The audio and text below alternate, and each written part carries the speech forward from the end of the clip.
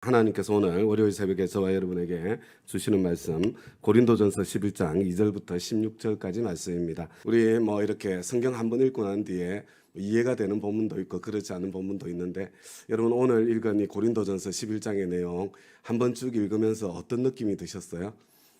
정말로 그렇지 이러면서 마음속으로 깊이 동의가 되셨습니까? 이건 무슨 말이지? 이런 생각이 들지 않으셨습니까? 그리고 지금 이 시대의 교회들은 우리 자매님들이 머리에 너울을 쓰고 예배에 참석한다거나 이렇게 기도한다거나, 물론 그렇게 하는 교단이 있습니다. 지금도 여전히 아주 보수적인 교회에서는 오늘 이 본문의 말씀에 기초해서 여성들은 다 머리에 스카프 같은 너울을 쓰고 예배에 참여하는 그런 모습을 보게 되죠. 아마 여러분들이 언뜻 읽으면서도 이게 뭐지 하는 그런 생각이 드신 분들이 이 자리에 아마 틀림없이 계실 것이고, 특히 여성들은 아마 불편한 그런 마음이 들었을 가능성이 많이 있습니다. 그런데 여러분, 오늘 이 본문의 말씀은 우리 16절에 보니까 풍습이라고 되어 있지 않습니까? 여러분이 풍습과 관련이 되어 있는 거예요. 이게 문화와 관련이 되어 있다. 그래서 우리 이제 앞에 2절에서 시작할 때도 여러분이 나를 모든 면으로 기억하며 또 내가 여러분에게 전해준 대로 전통을 지키고 있으니 나는 여러분을 칭찬합니다. 이게 그 시대의 어떤 풍습과, 그리고 이 사도 바울이 참 그런 풍습 가운데에서 교회 질서를 유지하기 위해서 만들었던 어떤 문화와 관련이 되어 있는 거다. 이렇게 일단은 생각을 하고 접근을 하면 좋을 것 같습니다. 그래서 오늘 이 본문의 말씀은 그 당시의 풍습이 이해가 되지 않으면 지금 왜 무슨 말씀을 하고 있는지 그것이 도무지 이해가 되지 않을 가능성이 많이 있다, 이렇게 생각을 하면 좋겠습니다. 그리고 이 3절 말씀 한번 잘 보세요. 그런데 각 남자의 머리는 그리스도요 여자의 머리는 남자요 그리스도의 머리는 하나님이신 것을 여러분이 알기를 바랍니다, 이렇게 돼 있잖아요. 그런데 여기 한가운데 보면 여자의 머리는 남자다. 여러분 이거 기분 좋아요, 안 좋아요? 자매님들, 왜 남자가 가정의 제사장이야? 왜 남자가 여자의 머리지? 이런 생각을, 도대체 그 근거가 뭐야? 이런 생각을 하시는 분들이 아마 계셨을 텐데, 여기 보니까 남자는 여자의 머리는 남자다, 이렇게 성경 말씀이 말하고 있는 것을 보게 되죠. 여러분 혹시 이것에 대해서 기분이 나쁘시다면, 왜 남자나 여자나 똑같은데 왜 여자의 머리가 남자야? 이런 생각이 드시는 분들이라면 바로 다음을 한번 보시기 바랍니다. 그리스도의 머리는 하나님이시다. 여러분 이건 어떠세요? 이거 괜찮아요? 여러분 이거 기분 나쁘지 않습니까? 왜 그리스도의 머리는 하나님이셔야 되나요? 하나님 아버지와 예수 그리스도 동등하시지 않습니까? 성경에 동등하시다고 돼 있잖아요. 그렇죠? 원래 성부, 성자, 성령 삼위 하나님은 동등하신 분이신데, 그런데 하나님의 구원 사역, 구원 역사를 펼쳐가기 위해서 예수님께서는 동등함을 당연한 것으로 여기지 않으시고 참 사람의 자리에, 십자가의 자리에, 참 수치스럽고 부끄럽게 죽어야 되는 그 자리에 기꺼이 내려오시지 않았습니까? 그죠? 여러분, 그래서 오늘 이 본문의 말씀도요, 이렇게 이야기를 하는 겁니다. 남자와 여자는 하나님 안에서 동등합니다. 그죠? 그래서 우리 읽다 보면은 몇 절에 있나요? 11절에 보면, 11절에 찾아가서 한번 볼까요? 11절에 보면 이렇게 돼 있죠. 그러나 주님 안에서는 남자 없이 여자가 있지 않고 여자 없이 남자가 있지 않습니다. 여자가 남자에게서 난 것과 마찬가지로 남자도 여자의 몸에서 났습니다. 그리고 모든 것은 다 하나님에게서 났습니다. 그리고 우리 이제 암송하는 갈라디아서 말씀을 보면 그리스도 예수 안에서는 남자나 여자나 차별 없이 하나입니다, 이렇게 선언하고 있잖아요. 여러분, 하나님과 예수 그리스도가 동등하신데 하나님께서는 그럼에도 불구하고 그 가운데 질서를 주신 거예요. 물론 하나님이 어떤 경륜 가운데 질서를 주셨는지, 그런 질서를 주셨는지 잘 이해가 되지 않을 수 있겠지만 그런 질서를 주신 겁니다. 동등하신데 그리스도의 머리는 하나님이신 거예요. 남자와 여자가 사실은 똑같이 하나님의 형상으로 창조된 동등한 존재인데, 그런데 하나님께서 창조 질서 가운데에서 남자를 하나님의 형상대로 먼저 지으시고, 그리고 그 남자를 통해서 여성을 지으면서 똑같이 하나님의 형상으로 이렇게 지으셨잖아요. 창조 질서 가운데에 그런 남성과 여성의 질서의 차이를 두었다, 이렇게 생각을 하면 좋을 것 같습니다. 그래서 좀 우리 자매님들이 예수님께서 그리스도의 머리는 하나님이야 이렇게 말씀하셨을 때 기분 나빠하지 않으셨을 것이라는 것. 여러분 그것을 기억하면서 나의 머리가 여성의 머리가 남자다 이것이 기분 나쁜 이야기가 되지 않았으면 좋겠고요. 하나님께서 하와를 아담을 돕는 배필로 지었다고 이렇게 말씀하실 때 여러분 제가 창세기 할 때 가끔 말씀드리잖아요. 그게 돕는다는 뜻이 에세르라는 에벤 에셀이라고 할 때 이야기하는 그 단어를 하나님께서 도우신다고 말씀하실 때 그 단어를 사용하셨다고요. 이 돕는다는 게 여러분 이게 막 그 허드렛 일이나 하는 시다로 그렇게 참 돕는 존재가 아니라 하나님께서 사람을 도우시는 것처럼 그렇게 도와서 완성해주는 그런 존재로 지으셨다는 것, 그것을 좀 받아들이면 좋을 것 같습니다. 그런 큰 전제 아래서 이제 좀 이렇게 그 다음 잘 이해가 되지 않지만 이 구절을 생각해 보아야 할 것 같습니다. 여러분 남자가 머리에 무엇을 쓰고 기도하거나 예언하는 것은 자기 머리를 부끄럽게 하는 것입니다. 이렇게 되어 있잖아요. 여러분 이게 지금 이 기도하거나 예언한다는 것이 있잖아요. 여러분이 앉아있는 그 자리에서 기도하거나 예언하는 걸 이야기하는 게 아니에요. 지금 이것은 예배의 공식적인 예배 자리를 전제를 하고 있습니다. 11장이 예배에 대한 거거든요. 그래서 이어서 성찬을 이야기하고 있는 겁니다. 그런데 여러분 저는 5절 말씀이 은혜가 돼요. 왜냐하면 그러나 여자가 머리에 무엇을 쓰지 않은 채로 기도하거나 예언하는 것은 자기 머리를 부끄럽게 하는 것입니다. 그것은 머리를 밀어버린 것과 꼭 마찬가지입니다. 이렇게 돼 있는데 여러분 한번 이걸 거꾸로 뒤집어 보세요. 지금도 우리 여성 안수가 허용되어야 되냐 그렇지 않냐, 여성들이 강도권이 있느냐, 강도가 도둑질하는 거 아니에요. 강단 위에서 성경 말씀을 가르치는 이 강단에서 설교하는 권을 이야기해 이게 있느냐 없느냐 이거 가지고 시비하는 교단이 있는데 여러분 이 전제가 뭐예요? 지금 이 말씀의 전제가 이미 고린도 교회에 지금 예수님 오셨던 초대교회 신약교회 그 당시에 여러분 여성이 대표기도 하고 여성이 설교하는 것 이게 이미 허용하고 있었다는 겁니다. 놀랍지 않으세요? 여러분 사실 이 인류 역사상 있잖아요. 여성 인권은 언제나 무시가 되고 폄훼가 되었죠. 그런데 여성 인권 언제부터 이렇게 지켜지고 세워지게 됐냐면 여러분 물론 창세기에 나와 있어요. 남자와 여자가 다 하나님의 형상이다. 근데 다 잊어먹었어요. 그 뜻이 무엇인지 몰랐어요. 그러나 예수님 오시고 난 뒤부터 여성들이 동등한 인격체로 대우받고 여성들이 얼마나 중요한 존재인지 그것이 점점 드러나고 있지 않아요? 기독교가 들어가는 곳마다 여성들이 존중을 받는 그런 일이 펼쳐지잖아요. 그런데 여러분 그래서 여기서 놀라셔야 돼요. 고린도 교회 그 당시에 교회에서는 이미 여성들이 강단에서 대표 기도도 하고 강단에서 설교도 하고 이랬구나. 하나님 참 놀라우시구나. 교회는 참 대단하구나. 이렇게 생각을 해야 돼요. 그런데 지금 이야기하고 있는 내용이 뭐냐면 근데 이제 남자도 앞에서 설교를 하고 여자도 앞에서 설교를 할 수 있는데 남성은 머리에 뭔가를 쓰고 설교를 하면 자기 머리를 부끄럽게 하는 거다 이렇게 돼 있잖아요. 근데 지금 제가 저의 머리가 누구세요? 성경 말씀을 보니까 저의 머리는 그리스도잖아요. 저의 머리는 하나님이시잖아요. 그래서 내가 무엇인가를 뒤집어 쓰고 나를 가리는 것은 하나님의 형상으로 창조된 내가 이 하나님의 형상이라는 것 그것을 내가 부끄러워하고 그것을 당당하게 여기지 못하는 그 영광을 가리는 그것과 같은 거예요. 여러분은 하나님의 형상이니까 뭐 가릴 필요 없습니다. 당당하게 하나님의 말씀을 선포하세요. 그런 의미라고 이 흐름 속에서 이해가 되어지는 거예요. 그러면 이런 질문이 생기잖아요. 근데 왜 여자는 안 돼요? 그러면 아니 성경에 보니까 여성도 남성도 여성도 창세기에 똑같이 하나님의 형상으로 창조되는데 왜 안 돼요? 여러분 우리 그 당시에 사람들이 우리보다 덜 똑똑했을 거라고 생각하시면 안 돼요. 여러분 그 시대 사람들의 철학적 깊이를 지금도 못 따라가요. 사람들이. 여러분 그 시대 남성도 똑똑했고 여성도 똑똑했습니다. 아마 그 시대 여성들 가운데서도 지금 이렇게 위대한 여성 신학자가 있는 것처럼 이 신학적인 말씀의 깊이가 있는 사람들이 있었을 거예요. 그래서 그런 사람들이 이렇게 말했을 겁니다. 아니 그래 남성들이 하나님의 형상인 것을 자랑하며 당당하게 말씀을 전할 수 있다면 똑같이 하나님의 형상으로 창조된 여성들이 왜 당당하게 하나님의 말씀을 선포하는 게 뭐가 잘못됐습니까? 여러분 이렇게 충분히 말할 수 있지 않았겠습니까?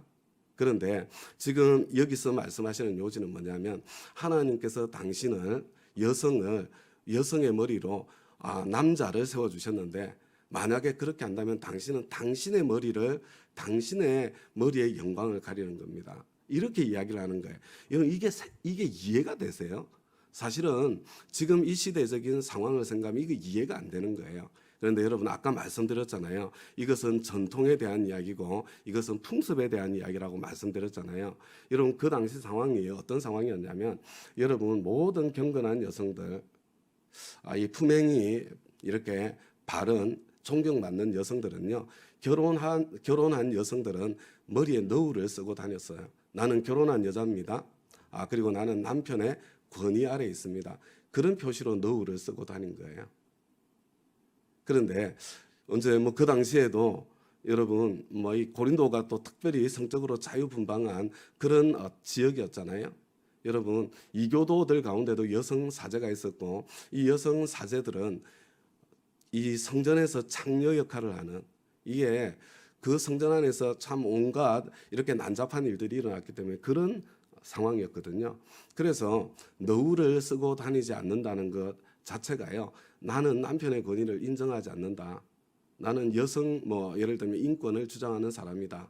아니면 나는 창녀다. 여러분 이런 부류의 사람들이 머리에 너울을 안 쓴 거예요.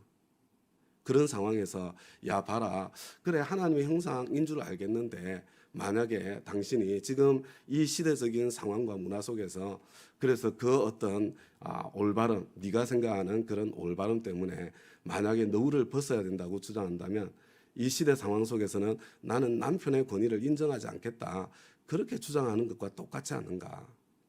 하나님께서 참 창조의 질서 가운데에 아내의 머리로 남편을 세워주셨는데 사실은 그것조차 거부하는 것이 되는 것이 아닌가 이렇게 저는 말씀하는 것으로 생각이 되어집니다. 여러분 옳은 거예요. 맞아요. 여성도 똑같이 하나님의 형상입니다. 그러나 시대적인 상황 속에 그것이 내가 선택하는 어떤 참 방식 그것이 전달하는 전혀 다른 메시지가 될 수 있기 때문에 그래서 하나님께서는 그 당시 상황 속에 사도 바울이 그런 어떤 여기서 보면 2절에 보면 전통으로 아니면 이렇게 교회 안에서 지켜야 될 관행으로 그래 우리는 그리스도 예수 안에서 남자나 여자 없이 다 동등한 존재지만 우리 여성들은 이 시대의 상황 속에서 이 너울이라는 것이 가지고 있는 의미가 있으니까 우리 참 권위 아래 있다는 것, 참 남편의 권위를 존중한다는 것, 그것을 표현하고 나타내자 이렇게 말씀하고 있었던 것은 아닌가 저는 이렇게 생각을 하고 있습니다. 자 이제 우리 조금 더 지나갔어요. 끝에 보면 이렇게 돼 있죠. 자 이제 마지막으로 15절 한 절만 더 읽을게요. 16절이요. 이렇게 돼 있죠. 이 문제를 두고 논쟁을 벌이려고 생각하는 사람들이 있을지는 모르나 이해가 되시죠, 그죠? 아마 그때도 여전히 이렇게 여기에 대해서 논쟁하고 싶은 논쟁적인 그 시대 그 당시에도 있었던 것이 틀림이 없는 것 같습니다. 바울은 이미 그것을 알고 있었고요. 지금도 아마 참 여기에 대해서 논쟁적인 그런 마음이 들 수 있고 그만큼 이것이 쉽게 해결할 수 있는 그런 문제는 아니더라. 그것을 좀 기억했으면 좋겠고요. 제가 결론적으로 말씀드리고 싶은 것은 여러분 바로 이것입니다. 여러분 세상의 논리는 뭐예요? 세상의 권리는요. 야, 네 권리는 네가 지켜야 돼. 싸워서라도 네 권리를 지켜. 여러분 이게 세상 논리입니다. 근데 하나님의 논리는 뭡니까? 누구든지 크고자 하는 자는 섬기는 자가 되고 어뜸이 되고자 하는 자는 모든 사람이 종이 되어야 하리라. 이게 하나님 나라의 논리예요. 여러분 어느 게 옳아요? 여러분 둘 다 옳습니다. 세상의 논리 옳은 말이에요. 그렇죠? 여러분 성경 말씀이 이야기하는 말씀 하나님의 말씀이니까 옳은 말씀이죠. 어느 오른쪽을 택하시겠습니까? 세상의 오른쪽을 택하시겠어요? 여러분 사실은 크고자 하는 자는 섬기는 자가 되고 어뜸이 되고자 하는 사람은 종이 되어라. 이건 뭐예요? 이거 어리석은 겁니다. 이게 바보 같은 거예요. 십자가의 어리석음입니다. 그죠? 그래서 여러분 이 우리 고린도전서 앞에 읽다 보니까 여러분들 가운데 누구든지 지혜롭다고 생각하는 사람이 있습니까? 어리석은 자가 되십시오. 여러분 생각나세요? 고린도 전서에 흐르는 이 정신을 보셔야 돼요. 여러분, 그리고 또 중간에 이야기하지 않습니까? 지식은 교만하게 한다고요. 그죠? 지식은 교만하게 하지만 지식이 아니라 바로 이 마땅히 알아야 될 지식, 하나님의 사랑의 방식으로 내가 사는 삶의 방법, 그걸 이렇게 참 고린도전서를 통해서 말씀해 주고 있잖아요. 여러분, 지금 하나님께서는 저와 여러분에게 옳은 것을 선택하여라. 지혜로운 것을, 옳고 그름을 하지 맙시다. 똑똑하고 지혜로운 똑똑 소리 나게 살아라. 이렇게 말씀하시는 게 아니에요. 십자가의 어리석음을 한번 택해봐라. 우리는요, 이 세상은 내가 나의 권리를 지키고 쟁취하는 시대입니다. 그런데 여러분, 하나님의 지혜는 그게 아니고요. 나는 늘 섬기는 자가 되기를 선택하고 때가 되면 너희를 높이시리라. 내 훈련의 때가 끝났을 때 하나님께서 나를 아름답게 세워주시고 높여주시는 바로 그 자리. 여러분, 왜 남자가 내 머리가 돼야 돼? 왜 남편이 내 머리야? 하나님 잘 이해는 안 되지만 성경이 그렇다고 하니까 제가 한번 하나님의 말씀대로 어리석은 자리에 한번 서볼게요. 여러분, 한번 비교를 해보세요. 그런 가정과 반대의 가정을요. 근데 참 놀라워요. 오히려 하나님의 어리석음을 택하면 점점 참 그 어떤 삶의 자리가 점점 높아지고 아름다워지고 행복해지는 그런 모습을 보게 될 거예요. 근데 반대의 길을 택하면요, 겉으로 보기에는 뭔가 쟁취한 것처럼 보이나 그러나 그 안에서는 너무나도 많은 것을 잃은 공허한 그런 삶의 결실로 끝나는 것을 보게 될 것입니다. 세상 지혜는 듣기에는 그럴듯하고 그러면 뭔가 될 것처럼 보이지만 세상 지혜로 가면 안 됩니다. 그러나 하나님의 지혜로 내가 선택하면 나는 바보가 되고 그냥 뭐 이렇게 손해만 보고 말 것처럼 보이지만 하나님의 지혜에는 참 하나님께서 함께 하셔서 하나님께서 높여주시는 그런 결실이 있다는 것, 그것을 꼭 기억할 수 있었으면 좋겠습니다. 자, 우리 하나님께서 우리 모두에게 이렇게 말씀하시는 거예요. 남성이든 여성이든 당신들은 하나님의 형상입니다. 나의 형상이야. 당당하게 살아. 가릴 것 없어. 있는 모습 그대로 사는 거지. 이렇게 말씀해 주시는 거고요. 근데 그 당시의 시대 상황 속에서 그렇지만 여성들에게는 내가 남편의 권위 아래 있다. 그것을 나타내는, 왜냐하면 시대 상황 속에 그게 명백한 사인이었거든요. 나는 남편의 권위를 존중합니다. 그 사인으로 머리에 너울을 쓰는 그 풍습이지만 그거 내팽개치지 말고 주위에 있는 세상 사람들조차도 불쌍히 여겨서 기꺼이 머리에 너울을 쓰고 기도도 하시고 설교도 하십시오. 어느 쪽에 초점을 맞출 거예요? 여러분, 우리 그렇게 오늘 말씀을 이렇게 뭐 제 이해가 100% 맞는 이해는 아니겠지만 이 논쟁거리가 될 수 있으니까 여하튼 여러분들 이 말씀 이렇게 생각하시면서, 말이 제가 길어서 못 끝내고 어떻게 끝내야 될지 몰라서 여하튼 하나님의 어리석음, 참 사람의 지혜보다 더 지혜로운 하나님의 어리석음을 선택할 수 있는 그런 저와 여러분 다 되시기를 우리 주님의 이름으로 부탁드립니다. 우리 말씀 응답에 잠깐 기도하고 개인 기도 시간 갖도록 하겠습니다. 하나님 아버지, 이 세상에는 정말 똑똑한 사람들이 너무나 많습니다. 주님, 이 시대는 아버지 하나님 정말 네 권리는 네가 지켜야 돼. 네가 지키지 않으면 공정을 잃게 돼, 빼앗기게 돼, 싸움닭처럼 아버지 하나님 서로 물고 뜯고 싸우는 아버지 하나님 그런 시대가 되었습니다.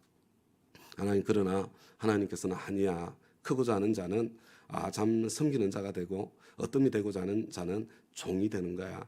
사람의 지혜가 아니라 하나님의 어리석음을 선택하는 것이 훨씬 더 좋아. 네가 정말로 지혜롭다고 생각하거든 너는 어리석은 자가 되기를 선택해야 돼. 네가 뭔가를 알고 있다고 지금 생각을 하고 있다면 마땅히 알아야 될 방식, 사랑의 방식이 무엇인지 아직 그것을 모르고 있는 거야. 안타깝게 저희들에게 선포하고 말씀하시는 그 음성을 듣습니다. 주님, 저희들 불쌍히 여겨주시고 주님, 저희들의 지혜로움이 아니라 하나님의 어리석음을 기꺼이 선택해 볼 수 있도록 주님께서 은혜 베풀어 주시기를 간절히 구합니다. 그리고 그 가운데 정말 하나님의 표적, 하나님의 기적이 저희들 인생 가운데 나타나는 그런 은총과 은혜를 허락하여 주시고 더하여 주시기를 간절히 구하고 선합니다. 하나님 아버지, 우리가 지금 삶 공부도 진행되고 있고 아버지 하나님 목회자 세미나도 준비하고 있습니다. 특별히 내일 생명의 삶 우리 나클래스 첫날이 아버지 하나님 시작이 됩니다. 아직까지 마음을 정하지 못한 VIP님들, 주위에 있는 VIP님들이 아버지 하나님 하루 사이에 마음을 정하고 함께 할 수 있도록 하나님께서 은혜를 더하여 주시고, 이미 아버지 하나님 마음을 정하고 참여하는 VIP님들 아버지 하나님 한 분 한 분을 불쌍히 여겨주셔서 그 VIP님들 때문에 아버지 하나님 강의하는 저에게도 은총을 베풀어 주셔서 하나님 아버지 마음이 전달되고, 그래서 예수가 좋아지고 하나님 믿어지는 그런 은혜의 역사가 펼쳐지도록 주님 은총 다하여 주시옵소서. 아버지 하나님 가정교회 목회자 세미나를 섬기는 섬김이 아버지 하나님 우리에게 무거운 짐 되지 않고, 내 형편과 상황을 다 아시는 주님이신데 내가 끝까지 모든 것을 다 책임져야 되는 것도 아닌데 성령님께서 지휘하시는 바를 따라 내가 할 수 있는 만큼 즐겁게 행복하게 순종하면서 지휘자이신 하나님께서 우리를 얼마나 아름답게 지휘를 해주시는지, 이 시간이 얼마나 즐거운 천국 잔치가 될 수 있는지 아버지 하나님 그것을 우리가 함께 경험하고, 그리고 그것을 넘어서 참가하시는 우리 목사님 사모님들이 하나님 아버지의 마음이 내 마음이 되는 그런 은총, 그런 은혜, 아버지 하나님 그런 아버지 하나님 결실, 그런 열매 맺을 수 있도록 하나님 역사해 주시고 축복해 주시기를, 하나님께서 지휘해 가시는 그 모습을 우리가 함께 목도할 수 있도록 은혜를 베풀어 주시기를 주님 앞에 간절히 구하고 소원합니다. 우리는 주님 좋아하시는 일에 참 발걸음을 내딛고, 하나님께서는 참 우리가 가지고 있는 절실한 기도의 제목, 경제적인 어려움, 아버지 하나님 참 우리 질병의 고통, 아버지 하나님 또 정서적인 외로움과 아버지 하나님 그 참 아픔들, 아버지 하나님 우리의 참 관계의 아버지 하나님 고통들, 아버지 하나님 살아계신 하나님께서 기적의 은혜를 베풀어 주시는 그런 은혜의 때가 되게 하여 주시옵소서. 주님께서 함께 하실 것 믿고 감사드리며 예수님 이름으로 기도드리나이다. 아멘.